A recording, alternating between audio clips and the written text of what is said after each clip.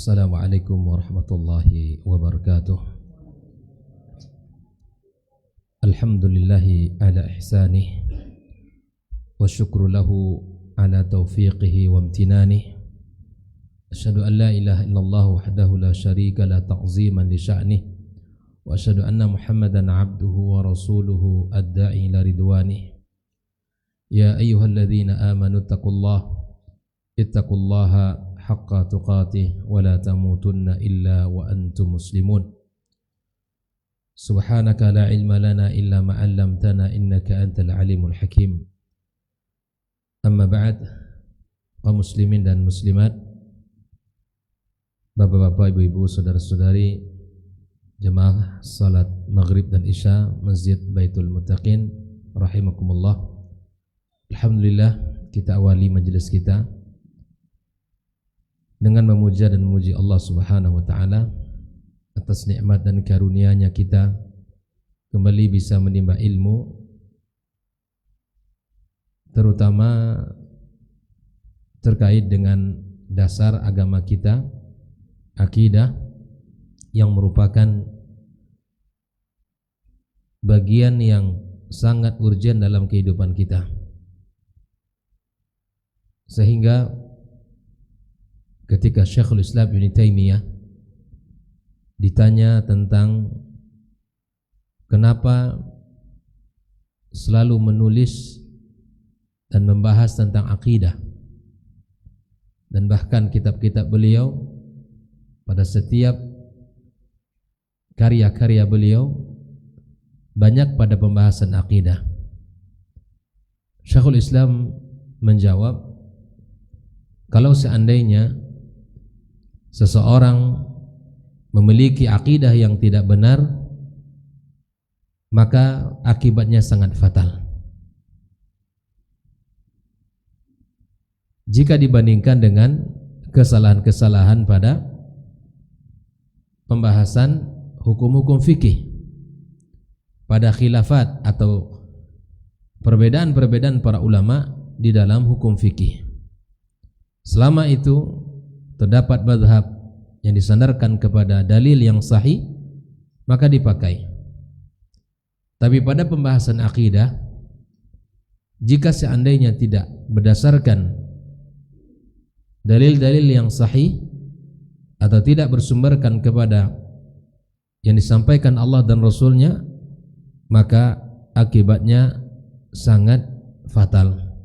Karenanya ibadah dan seluruh bangunan ketaatan di dalam Islam itu harus dibangun di atas akidah yang sahihah. Ibadah apa saja yang kita lakukan, jika tidak didasarkan kepada tauhid yang benar, kepada keyakinan yang benar, maka tidaklah akan diterima Allah Subhanahu wa taala ibadahnya. Oleh karena itu kita duduk kembali malam ini mempelajari akidah yang mudah-mudahan Allah Subhanahu wa taala jadikan ilmunya bermanfaat, melahirkan amal, dan kita bersemangat di dalam menjaganya dengan mengamalkannya.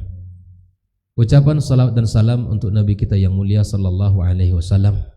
Semoga kelak kita mendapatkan syafaatnya dan kita dikumpulkan bersamanya, dan semoga kita juga termasuk orang-orang yang bisa meneguk air di telaganya. Ikhwatal kiram, kaum muslimin dan muslimat, pembahasan kita apa, Bu? Nawaqidul Islam, yaitu pembatal keislaman. Ya, sebagaimana kita sampaikan di awal, dia mengira bahwa masih dalam agama yang mulia ini, tapi dia telah melakukan perbuatan-perbuatan yang bisa mengeluarkan dia dari Islam. Kita murojaah dulu sebelum kita melanjutkan ya poin yang kelima. Sudah 4 sebab kita bahas.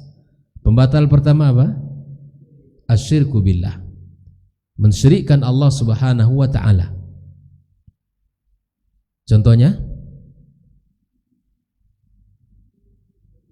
kita tahu syirik, tapi contohnya kita tidak tahu. Apa contohnya? Meminta kepada selain Allah. Terus menyembelih tidak atas nama Allah atau menyembelih diserahkan kepada penghuni ini dengan meyakini ini akan mendatangkan kebaikan dan menolak mudarat, atau meyakini misalnya ada benda-benda keramat yang bisa menjaga keluarganya, atau dia bertanya dan datang misalnya kepada dukun dan kemudian dikasih amalan-amalan. Nah, ini semua masih banyak contoh-contoh kesyirikan. Nah, yang kedua apa? Pembatal keislaman, menjadikan perantara antara dia dengan Allah, lalu dengan perantara itu dia ngapain? Meminta kepadanya, terus berdoa dan bertawakal. Dia jadikan antara dia dengan Allah sebuah perantara yang dia datang kepadanya. Perantara itu sesungguhnya ini adalah bagian kedua, ini adalah bagian yang contoh dari kesyirikan. Tapi kenapa disebutkan oleh Syekh sebagai pembatal keislaman? Karena banyak terjadi dalam kehidupan masyarakat. Ini yang kedua. Yang ketiga apa? Tidak mengkafirkan orang-orang musyrikin atau ragu atas kekufuran mereka atau membenarkan mazhab mereka. Saya muslim alhamdulillah, tapi saya menganggap mereka-mereka di luar Islam sama dengan Islam. Saya menganggap mereka ini sama dengan kita. Maksudnya sama bagaimana? Mereka juga sama-sama menyembah Allah. Dia tidak musyrik, cuman jalannya berbeda. Perkataan ini boleh apa tidak? Tak boleh. Ini perkataan ini bisa jadi mengeluarkan dia daripada Islam. Di luar Islam yang tidak menyembah Allah dan tidak bersyahadat berarti dia kafir. Atau ragu dengan kekufuran mereka. Atau lebih parah lagi, dia membenarkan mazhab mereka. Dan kita harus meyakini inna dina indallahil Islam. Agama satu-satunya agama yang diridai oleh Allah adalah Islam. Maka dilihat bagaimana kita harus berkawan, bagaimana kita harus menjadi atau bertetangga. Sudah kita bahas betapa pentingnya kita bertetangga dengan sesama muslim. Nah, yang keberapa lagi? Yang keempat, meyakini ada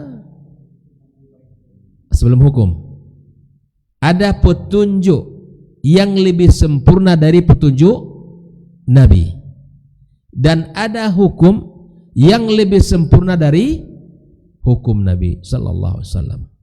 Meyakini ada petunjuk selain petunjuk Nabi yang lebih sempurna. Kalau begitu petunjuk Nabi tidak sempurna, enggak kita pakai.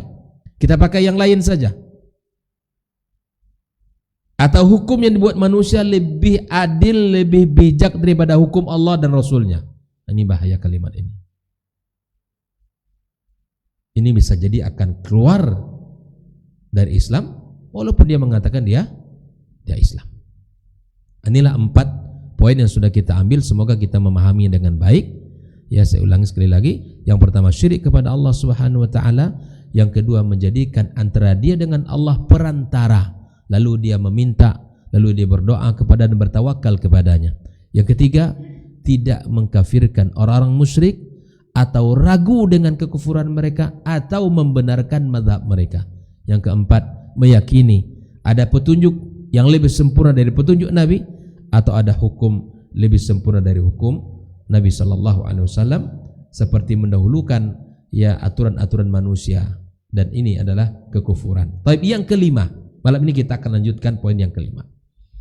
Man abghada syai'an mimma jaa'a bihi Rasul sallallahu alaihi wasallam walau amila bihi kufur. Barang siapa yang membenci sesuatu yang dibawa oleh Nabi alaihi salatu wassalam walaupun dia mengamalkan, dan ini kufur.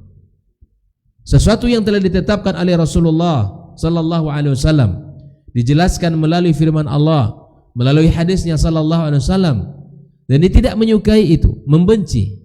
Ini sangat tidak cocok dan ini sangat tidak adil dalam kehidupan manusia. Misalnya kita membenci apa yang dibawakan oleh Nabi alaihi salatu wassalam dengan pembagian waris 2:1. Kita benci ini, tidak suka kita. Walaupun nanti pada prakteknya masih dilakukan, tapi di dalam hatinya tidak menyukai ini, membenci, tidak suka dengan syariat yang satu ini. Ini bisa jadi mengeluarkan dia dari Islam. Mari kita lihat penjelasan Syekh Shalih Al-Fauzan. Al-khamis min nawaqid al-Islam min man abghada syai'an mimma ja'a bihi Rasul. Yang kelima adalah di antara pembatal keislaman, yaitu orang-orang yang membenci, yang mencela apa yang dibawa oleh Rasulullah sallallahu alaihi wasallam. Fabughdu ma ja'a bihi Rasul riddah. Membenci apa yang dibawa oleh Rasul dari syariatnya itu adalah kekufuran, keluar dari Islam.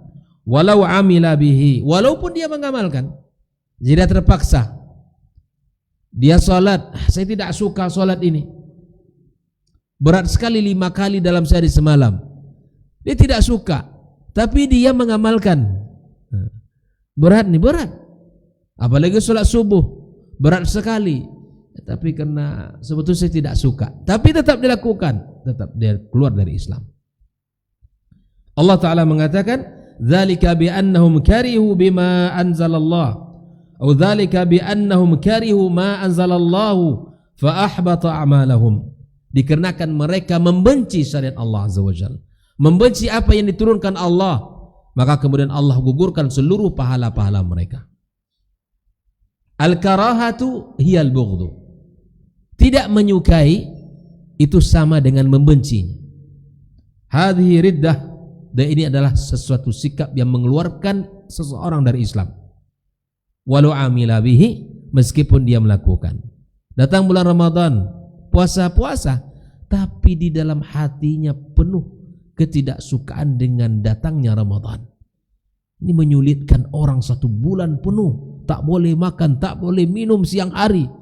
Berat sekali Islam nih. Wah, ada yang berkicau begini kan, bicara aja sendiri dia, akan menyebut-nyebut sama orang, akan mungkin bercerita ini Islam berat sekali, tidak ada rahmanya sedikit pun. 1 bulan kita disuruh tak boleh makan, tak boleh minum di siang hari.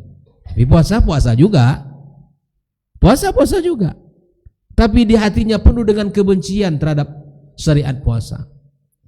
Syariat salat juga begitu. Ketika disuruh salat dia berat untuk salat. Subhanallah. Padahal dia menghirup udara yang Allah Subhanahu wa taala ciptakan. Dia berjalan ya dengan kaki yang Allah ciptakan. Dia bisa melihat dengan mata yang Allah ciptakan. Dia bisa mendengar dengan telinga yang Allah ciptakan. Ya subhanallah, dia lupa kepada Allah Subhanahu wa taala. Nah, oleh ikhwafillah, perbuatan seperti ini adalah perbuatan yang mengeluarkan dari Islam. Membenci yang dibawa oleh Nabi SAW. Apa contoh yang lain? Apa yang dibenci misalnya?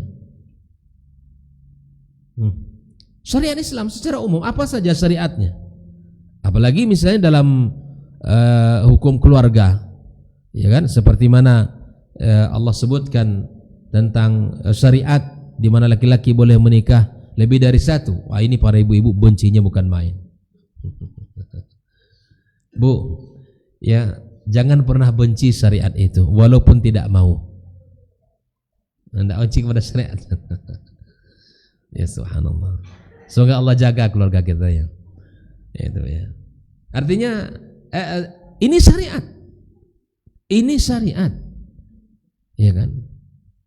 Karena sesungguhnya fankihu ma tabalakum minan nisa mathna wa thulatha wa ruba' itu ya disuruh untuk disedikitkan, Bu, mengurangi, karena jumlah orang menikah dulu unlimited.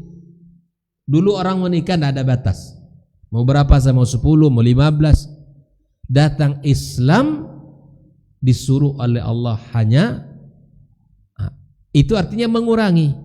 Tapi orang hari ini memandang itu menambah, padahal disuruh untuk mengurangi karena memang hukum asal. Sehingga para ulama membahas hukum asal menikah itu satu atau lebih, karena Allah katakan fankihu ma taba lakum minan nisa mathna wa thulatha wa ruba fa in khiftum alla ta'dilu fawahida. Kalau kalian takut tak adil maka cukup satu. Kami ini takut tak adil. Ikhwafillah, ini syariat. Jangan pernah membencinya. Jangan pernah mengatakan dalam hatiku tidak suka dengan syariat yang satu ini. Jangan. Katakan itu adalah syariat Allah Subhanahu wa taala, dan pasti pada setiap syariat itu ada hikmah. Ada hikmah. Baik, kita lanjutkan. Paham yang kelima sudah ya? Apa tadi? Membenci sesuatu yang dibawa oleh Rasul walaupun dia mengamalkan. Hati-hati. Membenci bukan berarti dia tidak mengamalkan, bahkan dia mengamalkan. Membenci tapi dia mengamalkan. Hati-hati kalimat-kalimat membenci itu ya. Yang keenam, man istahza'a bi syai'in min dinir rasul aw thawabillah aw iqabi kufur. Kalau yang keenam ini tidak membenci, tetapi dia mencela, menghina sesuatu dari agama Islam, sesuatu yang dibawa oleh Rasul dari Islam ini, atau mencela dan menghina pahala-pahala yang Allah sediakan, Allah janjikan untuk orang-orang beriman, atau menghina azab yang Allah Subhanahu wa taala sediakan bagi mereka yang melanggar. Ini adalah kekufuran. Ya. Ada perbedaan? Yang kelima tadi apa? Membenci yang dibawa Nabi walaupun dia mengamalkan. Kalau yang keenam ini dia mencela, menghina sesuatu yang dibawa oleh Rasulullah dalam Islam, baik itu dari sisi pahala atau dari sisi dosa. Kita lihat nanti contohnya. Ikhwafillah, as-sadis min anwa'ir riddah. Ini sesungguhnya yang keenam ini merupakan bagian daripada bentuk-bentuk ya kemurtadan. Al-istihza' bima anzalallah, menghina dan mencela apa yang Allah turunkan. Au bi syai'in mimma ja'a bihi rasul, atau sesuatu yang dibawa oleh Rasul, walau kana minas sunan wal mustahabbat.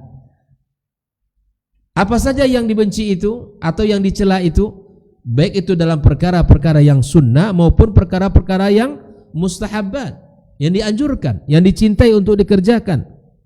Kasiwak. Ini siwak ini kan sesuatu yang disunahkan oleh Nabi SAW. Apa pula siwak-siwak? Jijik melihatnya.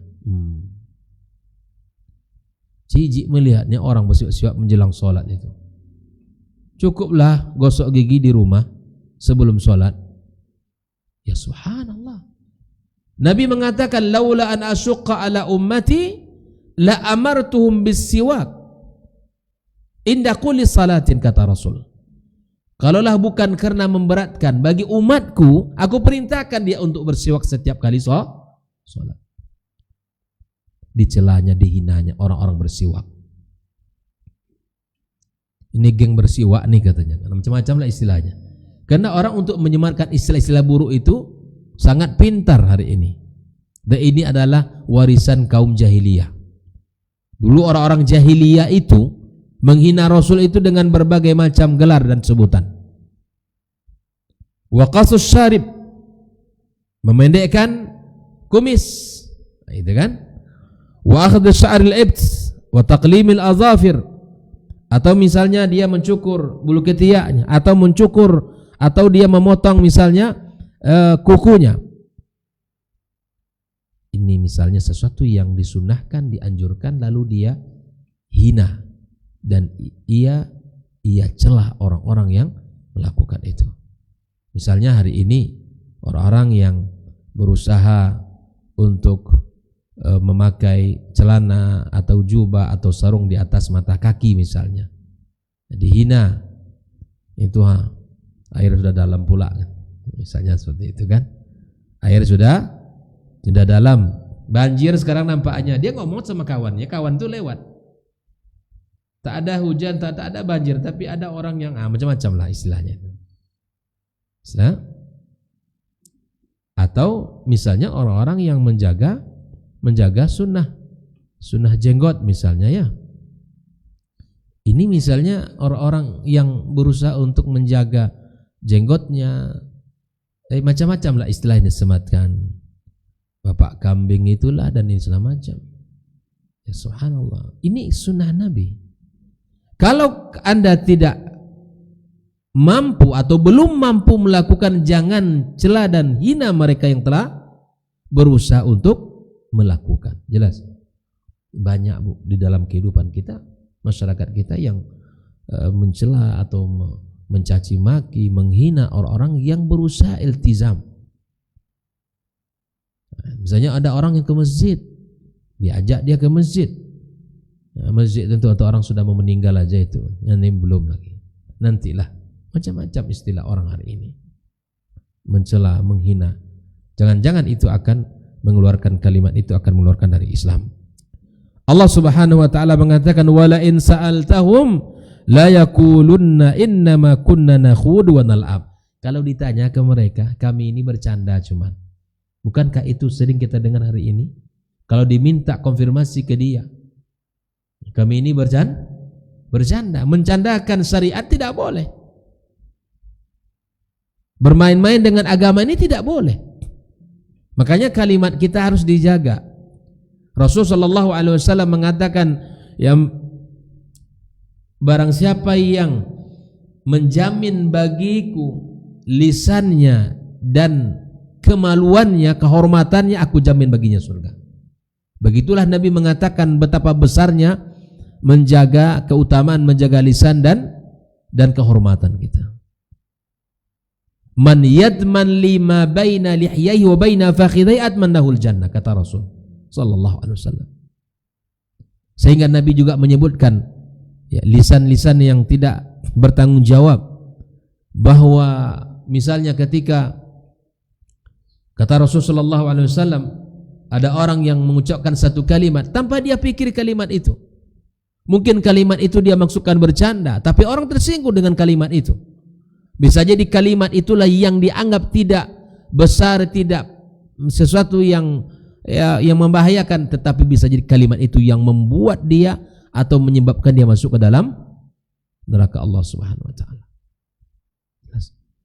Dan barang siapa yang mengucapkan satu kalimat, kata Rasulullah, la yubali fi, dan dia tidak peduli, tapi kalimat itu subhanallah, kalimat agung, kalimat mulia, tanpa ia sadari kalimat itu yang menyebabkan dia untuk masuk surga Allah Subhanahu wa taala. Dua sisi yang mesti kita perhatikan. Maka jangan sampai lisan ini mencela agama ini, mencela pahala-pahala Allah Subhanahu wa taala Allah sediakan. Mana pahala salat itu? Mana pahala puasa itu? Belum. Kalau Anda ingin tahu pahalanya, udah pindahlah alam dulu, kan gitu.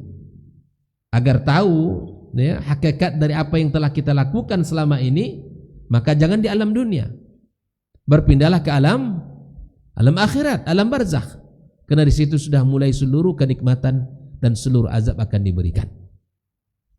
Ikhwafillah rahimakumullah. Maka kalau kita tanyakan ke mereka tadi yang mengatakan kalimat-kalimat itu, kunna nakhudu wa nal'ab, kami hanya main-main, kami hanya senda gurau, kami hanya ya bergurau saja, tidak serius. Qul abillahi wa ayati wa rasulihi in kuntum tastazi'un. Apakah kepada Allah dan kepada ayat-ayat Allah dan kepada Rasulnya sallallahu alaihi wasallam kalian main-main, kalian menghina, kalian mencela? Enggak boleh syariat Islam ini dijadikan sebagai bahan candaan. Bahan candaan, enggak boleh.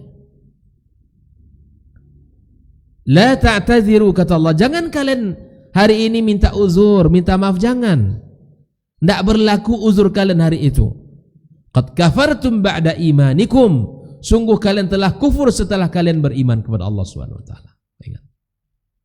Jadi Islam tidak di syiar-syiar ini, misalnya orang pakai jubah, orang pakai abaya, ya pakai cadar, misalnya, tidak boleh kita canda-candakan, tidak boleh kita main-main jadi bahan candaan, bahan ghibah, bahan ghas, tidak, itu tidak perlu.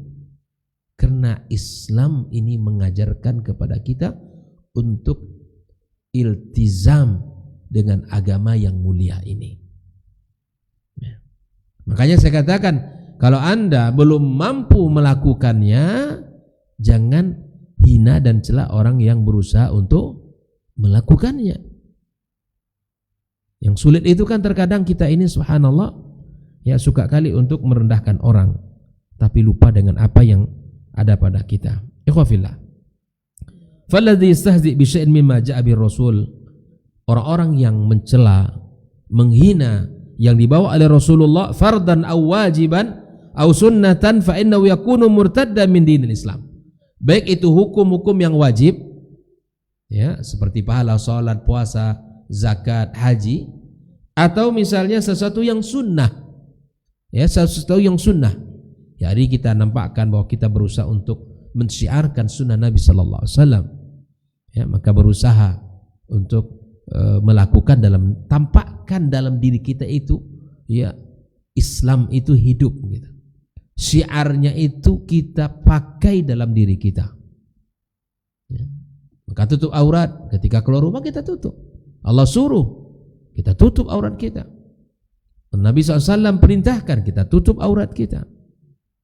Nabi suruh kita untuk menjaga pergaulan, tidak boleh ikhtilat. Ya, maka kita tidak boleh ikhtilat. Tidak boleh bersalaman kepada orang yang bukan mahram, tidak bersalaman kita. Tidak boleh riba, tidak riba kita. Tidak boleh mencuri, tidak mencuri kita. Dan semua larang-larangan Allah dan Rasul kita tinggalkan. Dan seluruh perintah-perintah Allah kita kerjakan.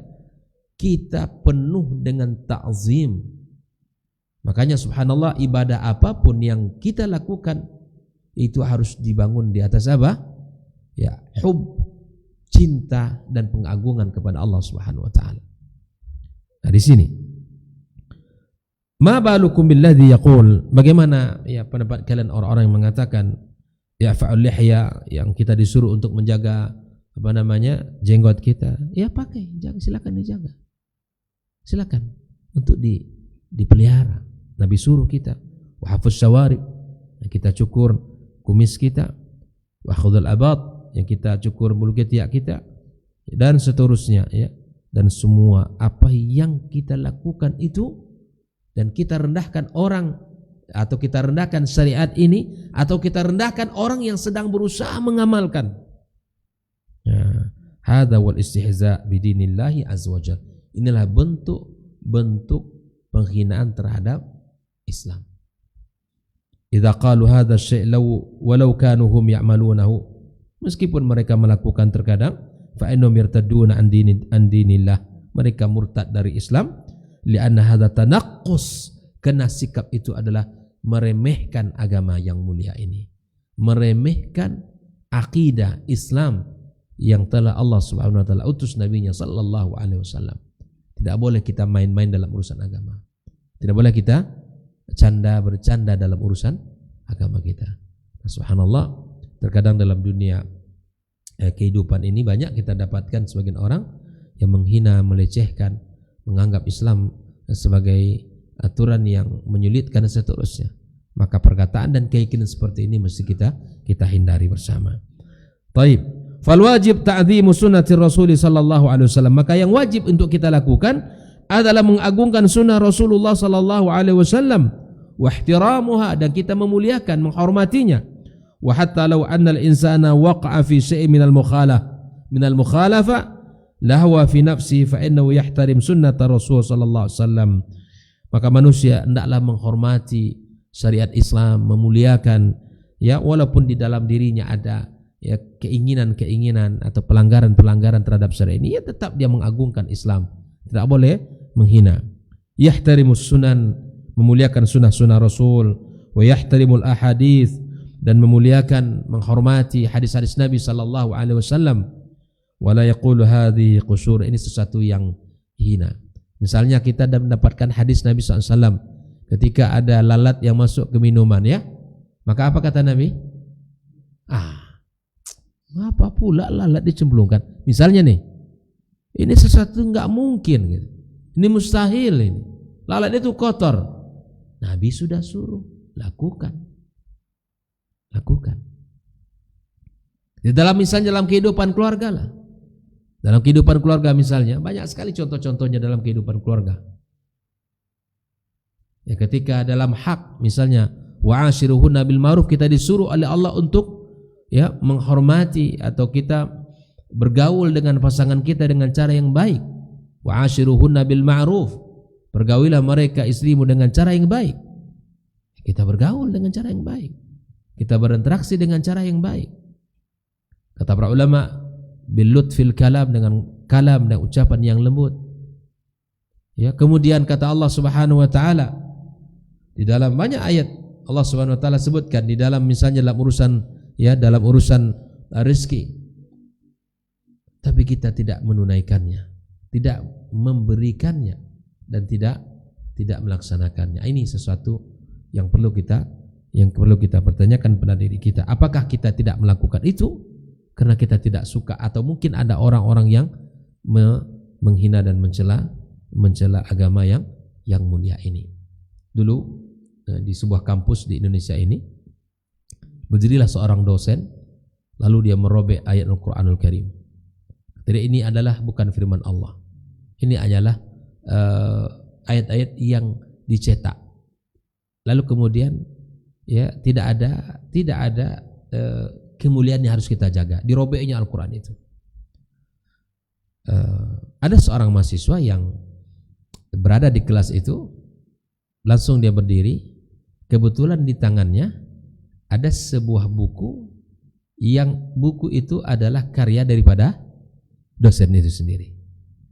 Teman-teman sekalian, kata, lihat, ini buku adalah karya dosen kita. Tapi saya yakin ini hanya fotokopi biasa, tulisan biasa, dirobek-robek sama di depan dosennya. Dosennya marah. Kamu merendahkan saya dan merendahkan karya saya. Oh, gitu ya. Tadi yang Bapak lakukan itu apa?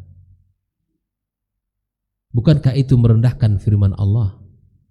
Bukankah itu merendahkan kalamullah yang telah menciptakan kita semua, yang telah memberikan kepada kita segala apa yang kita butuhkan?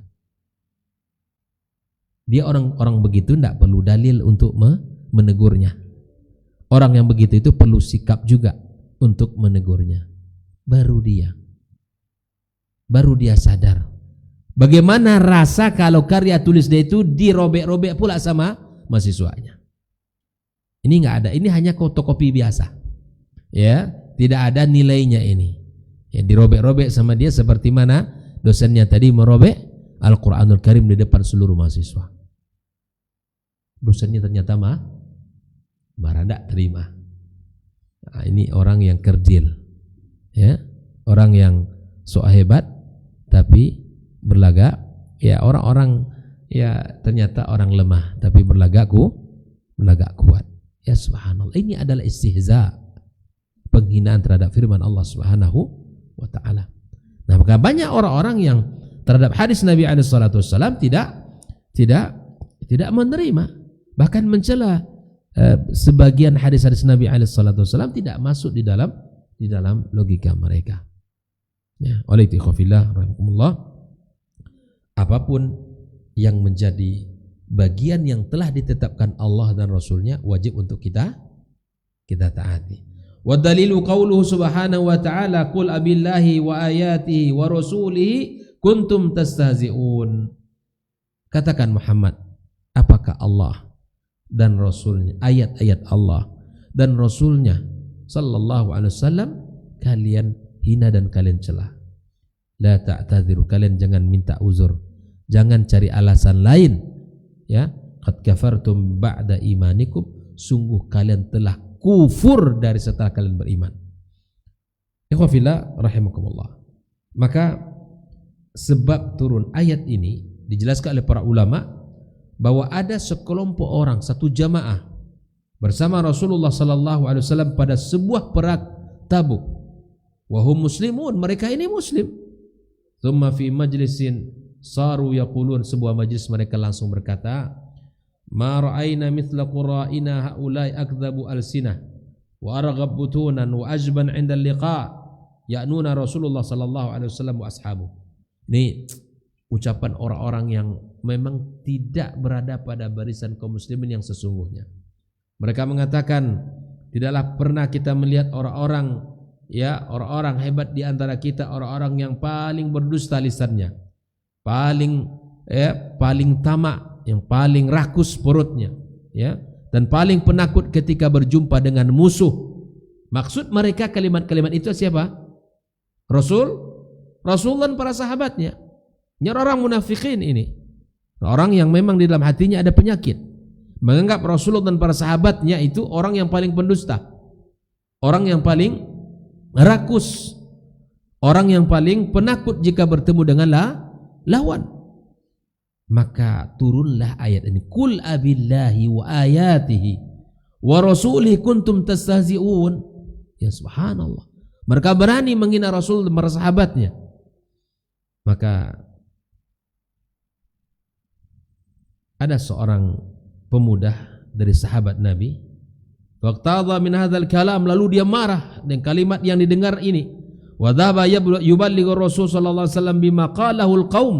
Lalu laki-laki ini langsung mendatangi Rasul menyampaikan kalimat mereka ini. Fa wajada al-wahya qad sabaq. Sebelum Nabi sallallahu alaihi wasallam atau sebelum laki-laki ini sampai ke Rasulullah, wahyu telah diturunkan Allah kepadanya sallallahu alaihi wasallam. Kalau kita belajar ilmu Al-Qur'an, sebab turun Al-Quran itu ada dua. Ayat Al-Quran ini turun ke Nabi itu dengan dua jenis. Turun dengan sebab, turun tanpa sebab. Bisa dipahami? Ayat Al-Quran itu turun, ada turun tanpa sebab. Maksud tanpa sebab bagaimana? Allah turunkan langsung, tanpa ada sebab-sebab yang menyebabkan dia turun. Yang kedua turun dengan sebab. Sebab turunnya ayat ada dua lagi. Nah, ingat Al-Quran turun tanpa sebab dan turun dengan sebab. Sebab turun Al-Quran ada dua. Siapa yang tahu? Sebab pertama turunnya ayat adalah peristiwa, kejadian yang terjadi. Ini kan kejadian ini, seperti contoh kisah ini, ada orang mengatakan bahwa Rasul dan Muhammad itu, Rasul SAW dan para sahabat-sahabatnya orang yang paling pendusta lisannya, orang yang paling rakus, orang yang paling penakut kalau bertemu lawan. Berita itu sampai ke Nabi SAW. Allah turunkan firman-Nya sebagai jawaban terhadap apa yang mereka bicarakan. Ini contoh peristiwa. Contoh peristiwa berikutnya, ketika dulu Rasulullah SAW di Madinah, maka virallah berita kalau Aisyah dituduh berzina oleh orang-orang munafikin. Rasulullah 1 bulan menunggu jawaban. Ibunda kita Aisyah 1 bulan itu sakit, qadarullah sakit, sehingga dia tidak mendengarkan ucapan orang di luar sana. Hikmahnya sakit, sampai ada mengatakan kepada ibunda kita Aisyah, apakah engkau tidak mendengarkan perkataan orang di luar sana? Perkataan apa kata dia? Dia tidak tahu apa-apa. Ternyata Nabi SAW Nabi SAW 1 bulan tidak mendatangi ibunda kita Aisyah, menunggu jawaban dari Allah. Maka turunlah surah An-Nur ayat 11. Allah turunkan sebagai bentuk jawaban bahwa Aisyah tidak benar melakukan itu. Ini peristiwa. Sebab yang kedua adalah pertanyaan. Pertanyaan datang ke Nabi SAW, para sahabat bertanya ke Rasulullah SAW, maka turun ayat. Jadi sebab turun ayat itu ada dua. Yang pertama apa? Peristiwa. Maka untuk menjawab peristiwa itu turun ayat. Yang kedua pertanyaan. Para sahabat datang ke Rasul bertanya tentang sebuah hukum, maka Allah turunkan ayat. Masuk waktu? Ya, kita azan dulu sejenak, nanti kita tanya jawab setelah itu ya. Tafadhol.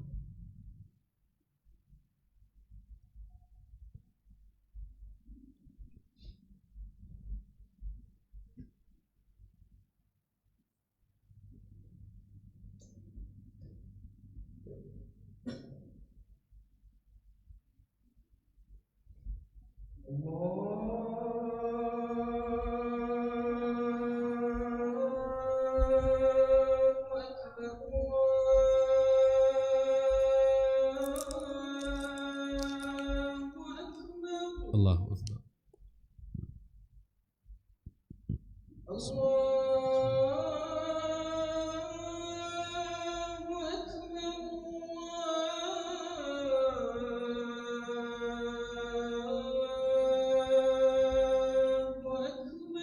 Allahu Akbar. Asyhadu an la ilaha illallah.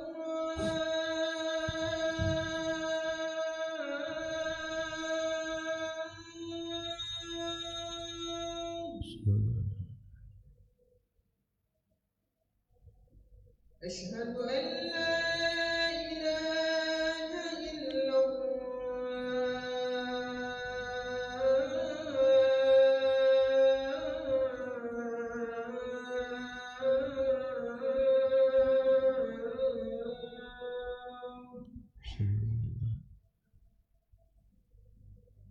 أشهد أن محمدا رسول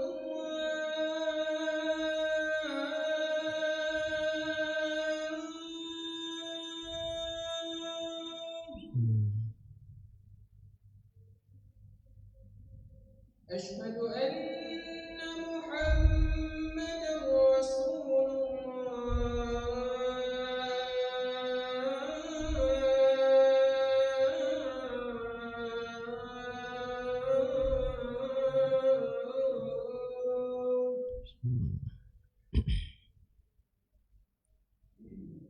حي على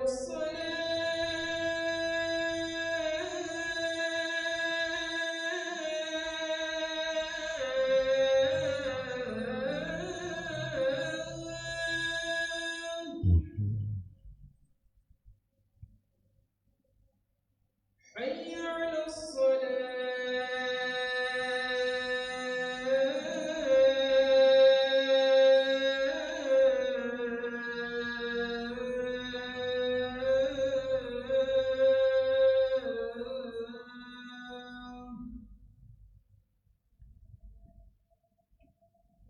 حي على الفلاح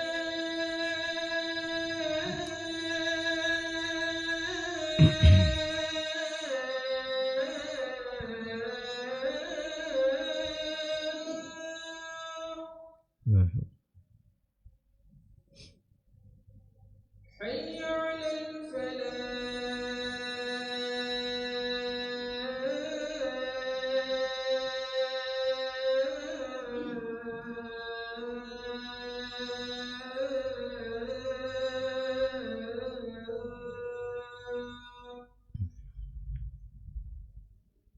الله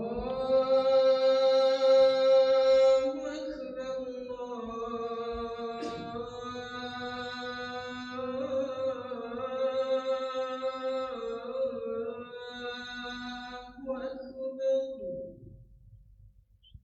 لا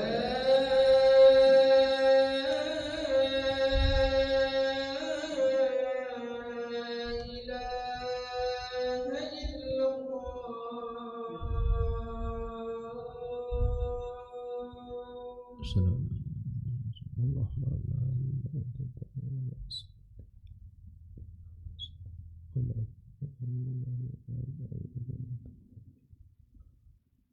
Tapi ikhwafillah, kita lanjutkan kisah ini bahwa sampailah berita itu ke Nabi sallallahu alaihi wasallam.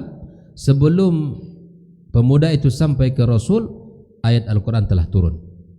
Lalu kemudian ya Rasulullah sallallahu alaihi wasallam memahami ayat itu, lalu kemudian mereka orang-orang yang tadi bercanda, yang mengatakan perkataan tadi, mendatangi Rasulullah sallallahu alaihi wasallam. mereka minta maaf.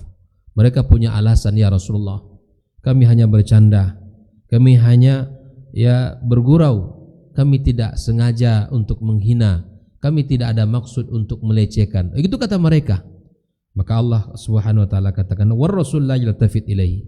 Rasul tidak menoleh kepada apa yang mereka katakan, karena langsung dari 7 lapis langit turun firman Allah Subhanahu wa taala kepadanya. Makanya Allah tegur mereka, apakah Rasul ayat-ayatnya atau apakah Rasulnya sallallahu alaihi wasallam kalian jadikan barang candaan? Maka agama yang mulia ini tidak boleh kita jadikan bahan-bahan candaan, bahan-bahan mainan atau bahan-bahan gurauan, tidak boleh. Ya, tidak boleh. Kalaupun misalnya Anda tidak atau belum mampu melakukan, jangan hina atau jangan rendahkan orang-orang yang berusaha melakukannya. Ikhwani wa akhwati fiddin rahimakumullah. Maka dari hadis ini kita dapatkan pelajaran bahwa sesungguhnya orang-orang yang mencela Allah dan mencela Rasulnya sallallahu alaihi wasallam atau mencela Al-Qur'anul Karim atau mencela sunnah-sunnah Rasulullah sallallahu alaihi wasallam, maka dia murtad wa in kana yamzah, meskipun itu adalah senda gurau, walaupun itu hanya bercanda. Maka Islam menutup celah, tidak boleh syariat ini untuk dijadikan bahan-bahan gurauan atau bahan-bahan candaan. Sehingga apa? Kalau orang bercanda itu tidak akan ada ta'zim terhadap agama yang mulia ini. Maka sama Pak dalam konsep pendidikan. Dulu kita pernah dengar belajar sambil bermain. Pernah dengar, mesti ingat nggak Bu? Ada kata-kata dulu belajar sambil. Benar nggak kaidah ini? Para ulama Islam mengkritik bahwa belajar sambil bermain itu tidak benar. Belajar ya belajar, bermain ya bermain. Apalagi belajar tentang agama Allah ini. Apa negatifnya kalau belajar sambil bermain? Satu, dia tidak akan serius belajar. Yang kedua, dia menganggap ilmu itu adalah mudah. Tidak ada ihtiram terhadap ilmu, apalagi ahli ilmunya. Karena dia menganggap itu sepele mendapatkan ilmu itu. Dulu para ulama sebelum anaknya berangkat sekolah, belajar ke syekh menuntut ilmu kata laki, seperti mana Imam Malik rahimahullah ta'ala disiapkan oleh ibunya, dimandikan, diberikan baju yang terbaik, diberikan jubahnya, dipasangkan sorbannya. Nak, kamu ambil adabnya sebelum kamu ambil ilmunya. Disiapkan betul ruh anak itu, jangan main-main di majelis ilmu, disiapkan betul. Maka kalau belajar dengan ihtiram, dia akan memuliakan ilmu dan akan memuliakan ahli ilmunya, gurunya. Tapi kalau orang mendapatkan ilmu dalam bermain, maka yang pertama dia tidak akan memuliakan ilmu dan apalagi ahli ilmu, karena bercanda bermain dalam mendapatkannya. Maka tidak benar kaidah ini dalam pendidikan Islam. Bermain ya bermain, ada waktunya. Belajar ya belajar. Ikhwafillah, maka Islam juga demikian. Tidak boleh kita jadikan bahan candaan, bahan olok-olokan, bahan untuk bisa bahan-bahan ketawa. Tidak boleh. Tidak boleh kita jadikan bahan-bahan untuk bisa melucu-lucu, untuk bisa membuat orang terbahak-bahak ketawa dengan apa yang kita katakan dari syariat Islam. Tidak boleh. Na'udzubillah, tsumma na'udzubillah. Nah, ini kalimat ini penting untuk kita pahami sehingga kita tidak terjebak di dalam kesalahan-kesalahan yang akan mengeluarkan kita dari agama Islam yang mulia ini. Nah, Islam kita jaga, kita muliakan, Islam kita hormati, Islam kita agungkan dengan segala syariatnya, baik yang diwajibkan Allah maupun yang disunnahkan oleh Nabi sallallahu alaihi wasallam. Jelas ya? Ada dua pembahasan kita malam ini. Yang pertama di antara yang membatalkannya apa? Yang malam ini. Yang kelima, menghina. Menghina apa? Membenci dulu. Membenci apa yang dibawa oleh roh walaupun dia mengamalkan. Yang keenam baru menghina, mengolok-olok, mencela ya, dari agama yang dibawa oleh Rasulullah, dan dari pahala yang disediakan Allah, dan dari azab yang disediakan Allah Subhanahu wa taala. Silakan kalau ada pertanyaan untuk kita gunakan waktu kita beberapa menit ini. Tafadhal. Silakan. Ya. Assalamualaikum warahmatullahi wabarakatuh.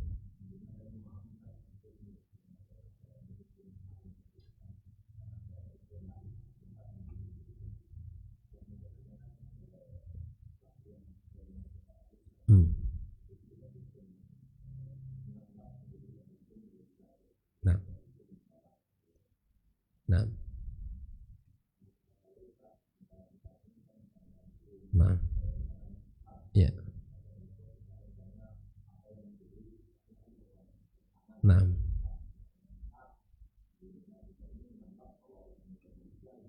nah,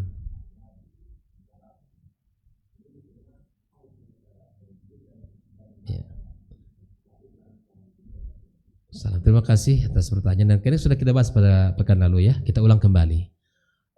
Kita ini memang bukan hidup di negara yang dasar negaranya bukan Al-Quran dan Sunnah Nabi SAW. Kita tahu demokrasi ini negara kita, negara yang di atas ya, dengan negara yang berdemokrasi. Kita tahu bahwa kita ada undang-undang, kita ada Pancasila yang tentu ruhnya memang diambil dari Al-Quran dan Sunnah Nabi SAW. Maka kita sebagai warga negara ya mengikuti aturan yang berlaku di negeri kita yang kita cintai ini. Ya, kita mengikut kepada aturan yang telah ditegakkan oleh pendiri bangsa ini, dengan meyakini bahwa aturan Allah dan Rasul lebih sempurna. Kalaupun misalnya orang mencuri di negara kita, ya di penjara misalnya kan, atau dikurung beberapa hari, atau mungkin bisa ditebus dengan membayar dan seterusnya. Maka segala apa yang berlaku dengan kesalahan-kesalahan di bangsa kita, di negeri kita, sesuai dengan aturan undang-undangnya, maka ditegakkan sesuai dengan aturan yang berlaku, dengan tetap meyakini ya bukan aturan ini yang paling sempurna, ya, bukan aturan ini yang paling afdal. Andaikan negara kita dibangun di atas ya negara Islam yang berlandaskan kepada Al-Quran dan Sunnah, maka tentu wajib untuk ditegakkan itu. Seperti negara Arab Saudi, saya sudah ceritakan semalam bahwa Saudi yang mencuri, kalau memang terbukti ya, maka dia mesti menjalani hukuman potong. Kalau dia membunuh dan terbukti membunuh dia dengan kesadarannya, lalu tanpa ada kata maaf dari keluarga waris yang terbunuh, maka wajib dibunuh. Pernah saya ceritakan di awal pertemuan kita, dulu saya pernah menerjemah salah seorang TKW kita yang bukan membunuh, malah memutilasi majikannya. Sudah dimutilasi, dimasukkan ke karung, dikasih ke keluarganya. Itu orang Indonesia itu dibunuhnya. Saya tanya, ibu kenapa lakukan itu? Saya capek Ustaz, lelah saya 24 jam bekerja, resiko. Tidak ada pekerjaan kecuali di tengah malam ada perlu saya dipanggil. Ya, mungkin kalau sudah bekerja ngomel pula mungkin gitu ya. Maka sudah sampai pada titik ya, dia marah, akhirnya dimutilasinya majikan perempuannya. Nah, ketika itu sidang di mahkamah dan dia sudah dipenjara. Saya sempat 1 kali ketika itu, kapan saya keluar Ustadz, katanya, saya mau rindu untuk pulang ketemu keluarga. Belum putus Bu, tunggu saja, bersabar. Padahal mahkamah sudah menjatuhkan hukuman qisas. Kenapa kok belum diqisas? Karena ada satu dari anak majikannya yang masih kecil, belum balik. Nanti kalau sudah balik, ditanya tuh anak, dulu ibu kamu meninggal karena begini. Apakah engkau maafkan yang membunuh ibumu atau tidak? Kalau anak ini nanti memaafkan, maka bebas dia. Tapi kalau tidak ada satupun ahli waris yang memaafkan, maka jatuhlah hukuman. Dan saya tidak tahu apa yang terjadi setelahnya, karena saya pulang tamat selesai dan ibu itu masih di sana. Begitu Bang. Jadi apa yang berlaku di negara kita lakukan. Ya, maka yang berwenang pihak kepolisian, mereka yang bertindak. Apa yang tercantum dalam aturan negara kita, berikan hukuman itu sesuai dengan aturan yang berlaku di negara kita yang kita cintai ini. Ya, maka tetapi tetap kita meyakini bahwa hukum Allah dan Rasulnya itu yang terbaik. Karena kita berada di sebuah negara yang dibangun di atas ya undang-undang negara kita Republik Indonesia, maka kita harus ikut dengan aturan itu. Tentu tidak meyakini ini yang ideal, tapi kita harus taat dan patuh kepada pemimpin kita. Apa yang ditegakkan itu harus kita, apa yang menjadi aturan itu harus kita tegakkan. Wallahu ta'ala alam. Demikian pembahasan kita malam ini. Semoga Allah kumpulkan kita dalam kebaikan, Allah pertemukan kita selalu dalam ketaatan dan keimanan kepadanya. Wabillahi taufik. Wassalamualaikum warahmatullahi wabarakatuh.